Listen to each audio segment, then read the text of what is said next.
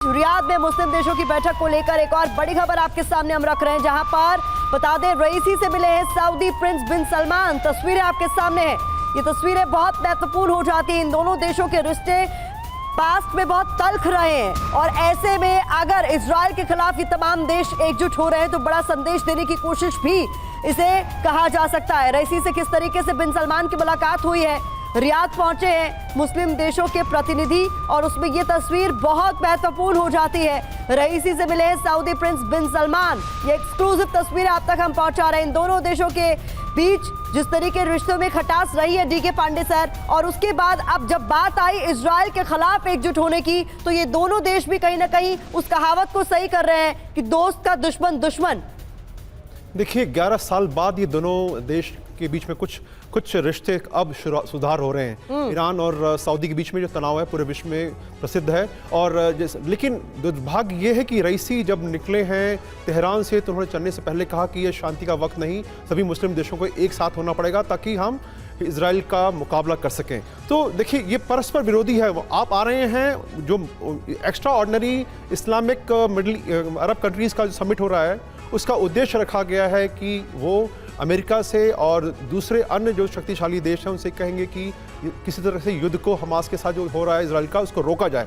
ये जो है घोषित जो है एजेंडा है। लेकिन जो मैसेजिंग आ रही है, नैरेटिव्स आ रहे हैं वो ये है कि पहले से जो तलखी जो है वो बहुत ही ऑब्वियस हो रही है। तो कहना कि कुछ इसमें बहुत अच्छा निकल पाएगा मुझे मुश्किल लगता है। लेकिन पर्दे के पीछे जो बातें होंगी वो शायद महत्वपूर्ण होंगी, क्योंकि किस प्रकार से 3 ही देश जो है वो एक्टिव हैं इस समय, लेबनान, ईरान और यमन।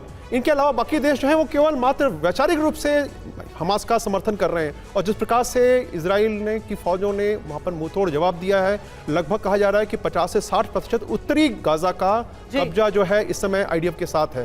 तो निश्चित रूप से जो इस समय जो आगे हालात बन रहे हैं उसके बाद अन्य देशों के शामिल होने की संभावना लग रही है। लेकिन उसको रोकने के लिए अमेरिका और फ्रांस के जो प्रयास है वो भी सामने आ रहे हैं। और यहाँ पर अमेरिका के रोल पर भी चर्चा करनी बहुत जरूरी हो जाती है, किस तरीके से उसकी सुप्रीमेसी बरकरार रहे। और इस बीच 2 देशों में अलग अलग मोर्चों पर युद्ध भी हो रहे हैं, इसको लेकर भी बात करेंगे। लेकिन इस बीच बता दें सऊदी अरब में होने वाली महाबैठक में ईरान और सऊदी का गेम प्लान क्या होगा ये समझना आपके लिए बहुत जरूरी है। आपको समझा देते हैं। मीटिंग से ठीक पहले ईरान के राष्ट्रपति ने कहा है कि बातचीत का वक्त खत्म हो चुका है और अब एक्शन का वक्त है।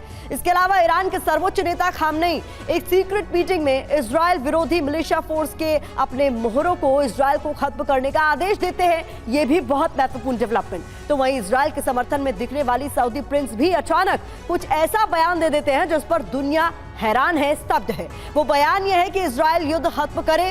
गाजा जंग के बाद सऊदी का इजराइल पर यह सबसे अहम बयान भी माना जा सकता है। यानी कुल मिलाकर बैठक में सबसे बड़ा एजेंडा इजराइल के खिलाफ एक बड़ा प्लान तैयार करने का है, ये साफ हो गया है। और इस बीच अब आपको बता रहे हैं कुछ तस्वीरें आपके पास हम लगातार आपको दिखा रहे हैं ताकि आप समझ सके इस वक्त युद्ध में किस तरीके के हालात हैं। तो फिलिस्तीनी हमास की रॉकेट तैयारी की ये तस्वीरें इस बीच सामने आई है, किस तरीके से रॉकेट्स का इस्तेमाल बड़े स्तर पर हमास की ओर से किया गया है। और अब ये लेटेस्ट तस्वीरें बताई जा रही हैं जहां फिलिस्तीनी हमास की रॉकेट तैयारी इन तस्वीरों में साफ तौर पर नजर आ रही।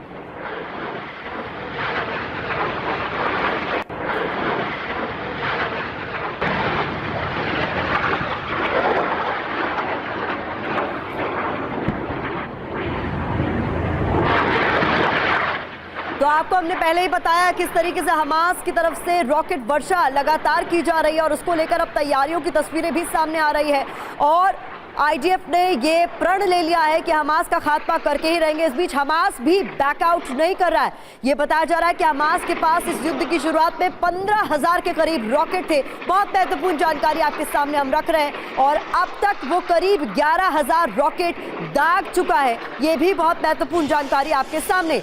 तो बता दें जो रॉकेट की संख्या है वो कम नजर आ रही है। कुल मिलाकर हमास लगातार रॉकेट वर्षा कर रहा है और हमास को रोकने की पुरजोर कोशिश आईडीएफ की तरफ से भी की जा रही है। इस बीच लेबनान में हिजबुल्लाह का अटैक, उससे जुड़ा हुआ वीडियो आपके सामने। तो एक और फ्रंट से इजराइल को चैलेंज किया जा रहा है। हिजबुल्लाह के लड़ाके लेबनान के फ्रंट से लगातार आईडीएफ के लिए चुनौती बने हुए हैं।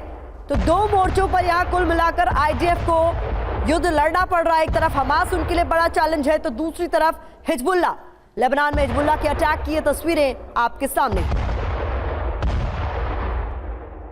अगली तस्वीर आपके सामने रख दी, जहां गाजा में बम से भरी रात की तस्वीरें। किस तरीके से गाजा में लगातार हमले किए जा रहे हैं और ये तस्वीरों में भी साफ तौर पर समझ में आ रहा है कि बिना रुके गाजा में बमबारी का दौर जारी है।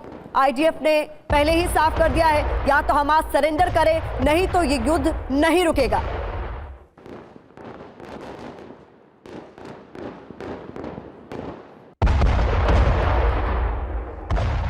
और इस बीच कुछ और तस्वीरें आपके सामने हम रख रहे हैं, जहां पर रियाद में ईरान ओआईसी बैठक में इजराइल प्लान। ये तस्वीरें आप देखिए, ओआईसी की बैठक में तमाम मिडिल ईस्ट के जितने प्रतिनिधि हैं अलग अलग देशों के, उनके पहुंचने का सिलसिला जारी है। 57 देशों की ये बहुत महत्वपूर्ण बैठक है, जिसमें इजराइल के खिलाफ किसी रणनीति पर पहुंचा जा सकता है। ईरान के राष्ट्रपति इस वक्त बोल रहे हैं, ये भी तस्वीरें बहुत महत्वपूर्ण।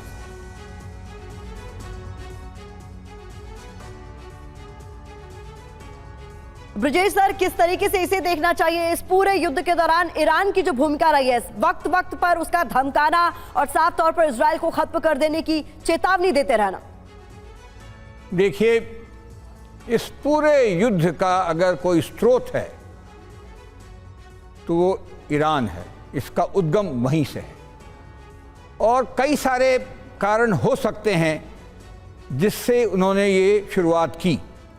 और हम उसको अगर हाल में देखें तो जो अप्रोचमेंट चल रहा था Sunni states, gulf cooperation council के देश और अमेरिका भी के बीच में, अब्राहम अकॉर्ड, उसके बाद में आया I2U2 और आखिर में G20 के अंदर में कॉरिडोर, इकोनॉमिक कॉरिडोर इंडिया से गल्फ होते हुए रशिया। इन सारे चीज़ों के अगेंस्ट अगर कोई देश था तो ईरान था। और ईरान का मतलब था, का मकसद था यूएस और गल्फ सऊदी के बीच में दूरी पैदा करना, कुछ मदद से, कतर जैसे देशों की मदद से। और उसके अलावा इस तरह की चीज़ें होती हैं तो बाकी भी इंटरनेशनल कम्युनिटी उसके अंदर कूद पड़ती है। लेकिन हम देख रहे हैं 5 हफ्ते करीब हो गए हैं, युद्ध रुकने का नाम नहीं ले रहा है और इजराइल ने जो ठानी है कि हमास को हम मिलिटरीली तो ख़त्म कर देंगे, वो शायद उसके करीब जा रहे हैं। तो इस माहौल में ईरान की पहल स्वाभाविक है ताकि आगे फ्यूचर में वो कुछ कर सके। ये हम जानते भी हैं कि इजराइल और ईरान की दुश्मनी बहुत पुरानी है। इजराइल ने कई दफ़ा ईरान को रोका है एटॉमिक बॉम्ब बनाने से, बॉम्ब किया है, कुछ फिजिकल हस्तक्षेप किए हैं वगैरह वगैरह। और आजकल भी हम देखते हैं 2-3 चीजें ध्यान में आती है। क्या शिया और सुन्नी वर्ल्ड एक साथ है?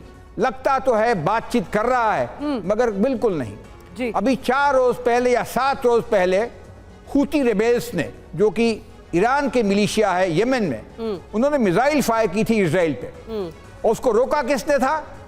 सऊदी के डिफेंस। इंपॉर्टेंट बात आप सर कह रहे हैं। इस बीच इजराइल विरोधी ग्रुप्स के साथ लगातार ईरान की बैठक होना, ये किस ओर इशारा करता है पांडे सर? इसे किस तरीके से देखा जाना चाहिए? ना केवल आप चुनौती पोज कर रहे हैं, चेतावनी दे रहे हैं, लेकिन ऐसे ग्रुप्स के साथ close door meeting, secret meetings भी कर रहे हैं जो इजराइल का खुले तौर पर विरोध करते हैं।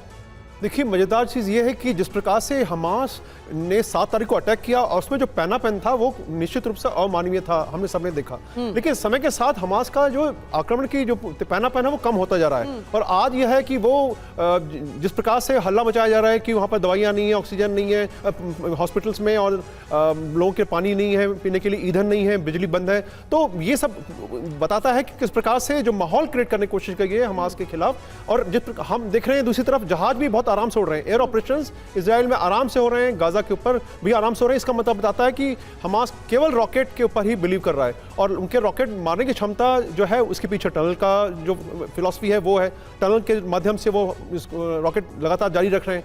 लेकिन हमें ये देखना होगा कि क्या केवल मात्र रॉकेट लॉन्च करने से हमास के उद्देश्य पूरे होंगे? हरगिज नहीं। जिस प्रकार से इजराइल ने बहुत मुंहतोड़ जवाब दिया है और जो उनका मेन हेडक्वार्टर है, जहां हम सुन रहे हैं पिछले 24 घंटे से कि अल सैफा जो हॉस्पिटल है उसको चारों तरफ घेर लिया गया है क्योंकि उनका वहां पर हेडक्वार्टर है। तो ये ऑफिशियल हेडक्वार्टर को जो है जिस प्रकार से कब्जा होने जा रहा है, ये बताता है कि हमास का जो मुख्य पहलापन था वो समाप्त हो चुका है। बाकी देश परेशान है कि उनकी मदद करने के बाद भी कुछ वो नहीं नतीजा आ रहा है जो चाहते थे।